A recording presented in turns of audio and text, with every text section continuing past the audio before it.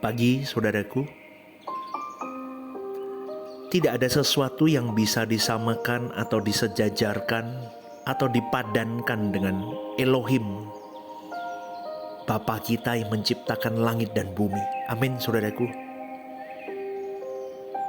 Yang kita tahu dan kita percaya sesuai dengan kitab suci bahwa Elohim atau Allah yang benar adalah Yahweh, Elohim Yahweh, Elohim Israel, yang disembah oleh Abraham, Ishak dan Yakub yang menciptakan langit dan bumi, yang membebaskan bangsa Israel dari perbudakan Mesir dan menuntunnya ke tanah Kanaan dan membangun negeri Kanaan.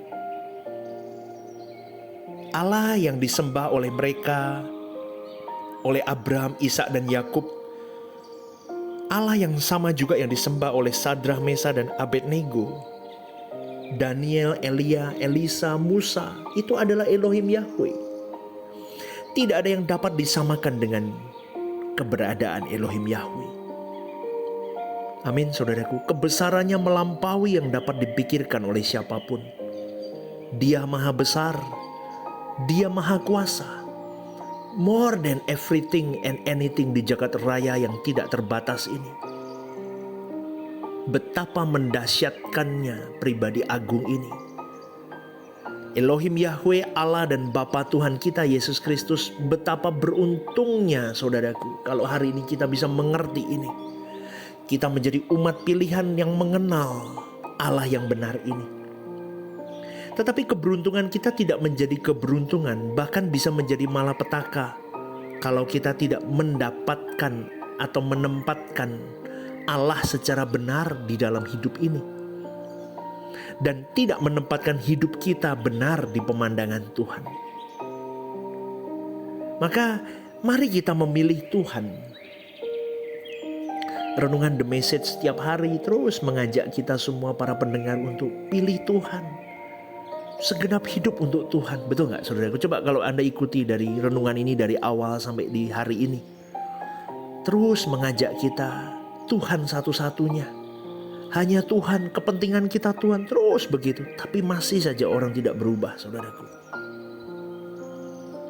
Pagi ini saya mau mengajak, ayo pilih Tuhan. Artinya begini, ayo kita mau melepaskan, meninggalkan apapun yang dapat menghalangi, merintangi hubungan kita dengan Dia. Kita harus lakukan dengan segenap hidup tanpa batas, saudaraku. Pasti kalian yang mendengarkan ini beberapa berdebat atau bergumam di dalam hati. Gak mungkin lah pastor. Mungkin kalau kau mengandalkan Roh Kudus dan kau mau meresponinya. Sungguh ini adalah keberuntungan kalau kau pilih kau responi dengan tepat. Tapi ini jadi malapetaka kalau engkau tidak meresponi dengan tepat. Karena ini adalah keberuntungan di atas segala keberuntungan, yaitu ketika kita mengenal Allah yang benar dan kita mau memiliki Allah yang benar, dan Allah yang benar memiliki kita, saudaraku. Maka kita mau meninggalkan, kita mau melepaskan, menanggalkan segala sesuatu yang dapat menghalangi, yang dapat merusak hubungan harmonis kita, hubungan ideal kita dengan Tuhan.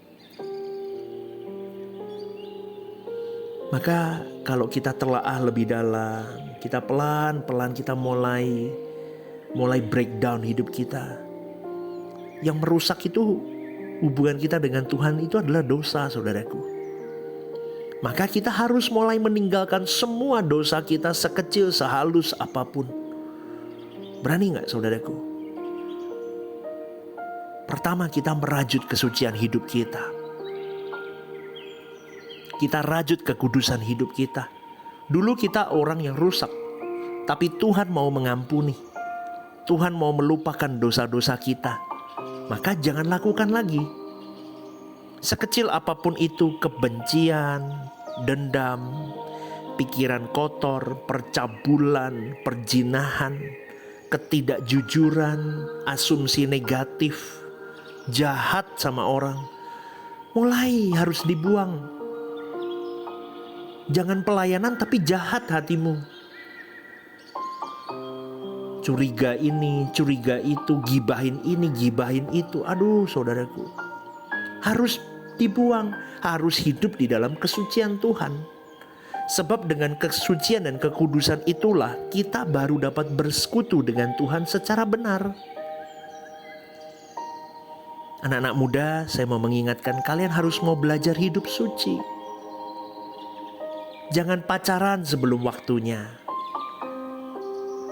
Ya, kalau pacaran pun harus yang benar-benar berani berkata, aku jaga kekudusan hidup.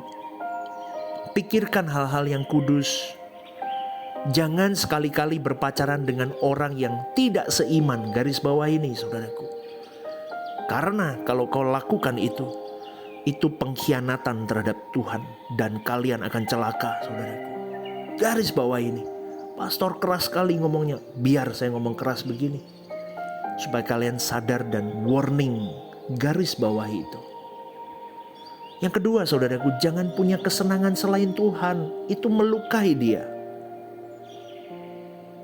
Kita tidak akan pernah bisa punya hubungan yang baik kalau kau masih punya kesenangan yang lain selain Tuhan. Itu berat, yes, tapi memang harus dibuang. Karena irama jiwa kita pada umumnya sudah terikat dengan entertain di dunia ini. Hiburan, tontonan, harta, uang, kebanggaan, kehormatan, senang dipuji, senang diagungkan. Lihat deh, itu ada di diri kita semua loh. Coba deh, gak usah bohong saudaraku, kita sadar diri kok. Itu kita banget, bener gak? Kita tidak salah punya uang, punya harta, jadi pemimpin, terhormat, dipuji orang, gak salah. Tapi jangan menjadikan semua itu kebahagiaan kita. Apalagi hobi-hobi yang mencuri perhatian kita. Jangan saudaraku, maka jangan anggap Tuhan itu murahan. Kalau kita memilih Tuhan, maka kita harus menjadikan Tuhan sebagai satu-satunya kebahagiaan kita. Itulah sebabnya firman Tuhan berkata, orang kaya sukar masuk surga. Karena hatinya terikat dengan segala kekayaan dan kesenangan yang ada di dalamnya karena kekayaannya itu. Dengan banyak uang, orang punya sayap lebar. Dia mau terbang kemanapun dia bisa. Dia mau beli apapun dia bisa. Dia bisa lakukan apapun. Dan itu yang membuat seseorang sukar masuk surga. Sukar bukan berarti tidak bisa. Orang yang miskin materi pun akan sukar masuk surga kalau hatinya juga terikat dengan kekayaan dunia, harapan-harapan untuk memperoleh kenyamanan karena dunia ini. Dengan segala fasilitasnya sama aja. Berarti boleh saya katakan tidak melihat kaya atau miskin kalau hatimu tidak beres di hadapan Tuhan. Harapanmu bukan Tuhan satu-satunya. Kau terhilang.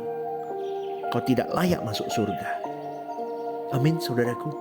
Dan yang ketiga yang merusak hubungan kita adalah ketika kita tidak punya percaya kepada Tuhan secara utuh. Bulatkan hati.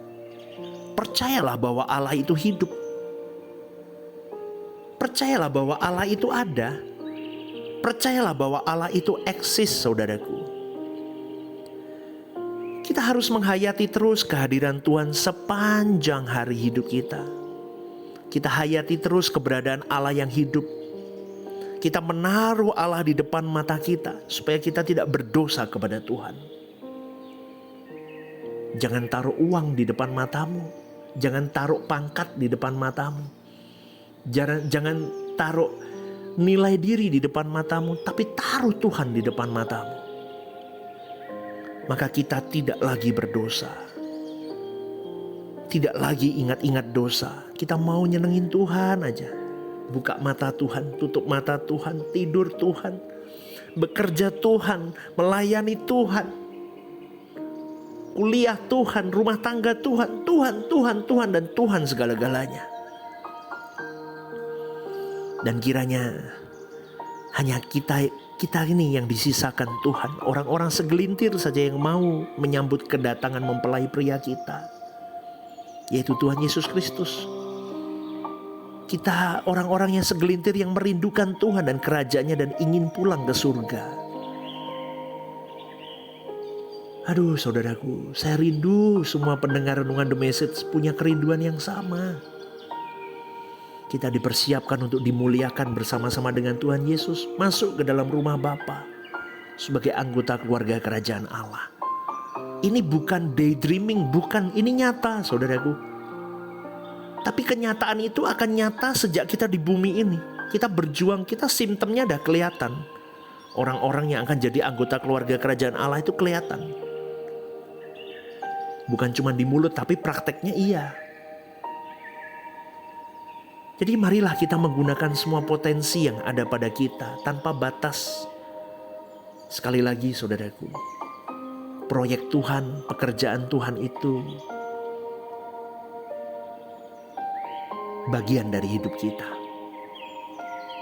Sekali lagi saya mengencourage kalian semua, ambil bagian pelayanan di rumah Tuhan, di gereja lokalmu. Setiap hari saya ingatkan ini. Loh, pelayanan tidak harus di gereja, pastor. Yes, orang di luar itu pun juga bekerja, semua sama. Tapi yang membedakan kita, ketika kita, poin plusnya adalah kita melayani, ikut andil dalam proyek Tuhan di pekerjaan Tuhan. Plus di dalam semuanya itu dikurung dengan satu tujuan, melayani perasaan Tuhan. Itulah pelayanan yang sesungguhnya sebagai orang Kristen yang sejati. Sekali lagi saudaraku, sudah saatnya orang Kristen, orang percaya menjadi orang-orang yang benar-benar kudus, tidak bercacat, tidak bercela, hidup untuk dirinya, hidup untuk Tuhan, hidup untuk orang lain. Saya tutup dengan satu kalimat. Jadilah roti terpecah, anggur yang tercurah. Jangan hal-hal yang merusak hidupmu, mengacaukan fokusmu. Tujuan Tuhan menghidupkan dirimu di muka bumi ini. Renungkan ini. Ingat, keberuntungan seorang yang hidup hari ini adalah ketika dia bisa melayani perasaan Bapaknya. Selamat pagi, Tuhan memberkati.